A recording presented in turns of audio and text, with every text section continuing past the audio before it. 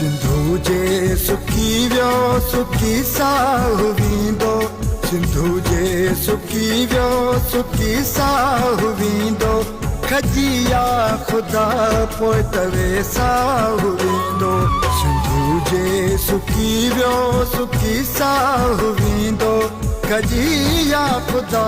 पोइ तवे साहु वींदो खजिया खुदा पोइ तवे साहु वींदो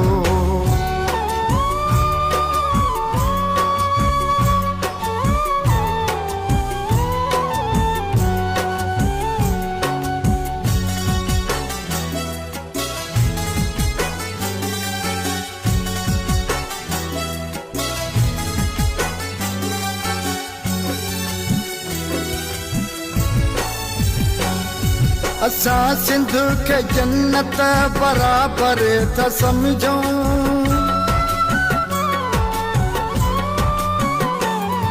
असा सिंध के जन्नत बराबर था समझो मेहरान के आब कौसर था समझो उन्हनि जे दुश्मन के काफर था समझो अमन साण जीअण ई बहतर था समझो अमन जो पखियड़ो खाई टाहु वींदो खजिया खुदा पोइ तवे साहु वींदो खजिया खुदा पोइ तवे साहु वींदो सिंधु जे सुकी वियो सुकी साहु वींदो खजिया खुदा पोइ तवे साहु वींदो खजिया खुदा पोइ तवे साहु वींदो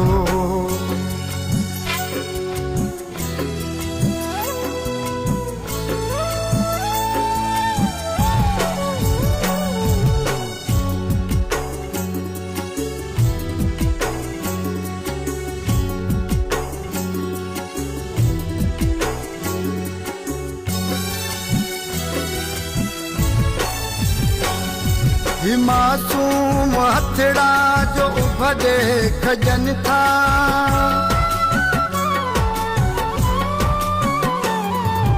मासूम हथड़ा जो उभरे खजन था सफ़ा झूर पोढ़ा विधवाऊं घुरन था मजदूर हारी दुखन में दुखन था तुझा दोस्त तोखे घणो याद कन था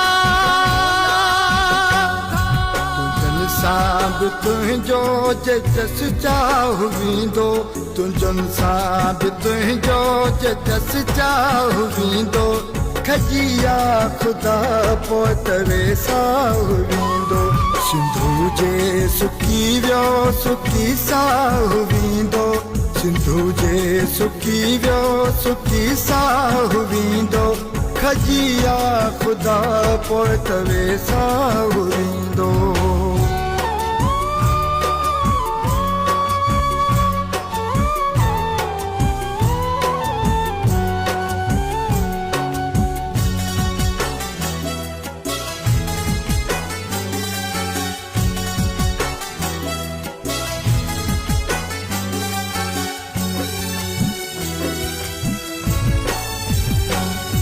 असांखे छॾे तूं पंहिंजी ज़ात खे मञ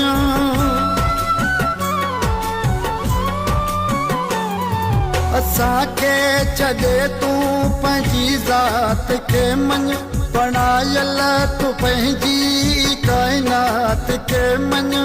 सिज चंड सितारनि ऐं ॾींहं राति खे मञ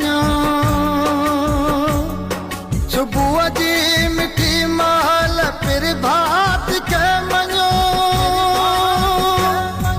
गुनाहगार लालण ते गुमराह वींदो गुनाहगार लालण ते गुमराह वींदो खजिया खुदा पोइ तवे साहु वींदो सिंधु जे सुकी वियो सुकी साहु वींदो सिंधु जे सुकी वियो सुकी साहु वींदो खजिया खुदा पोइ तवे साहु वींदो सिंधु जे सुकी वियो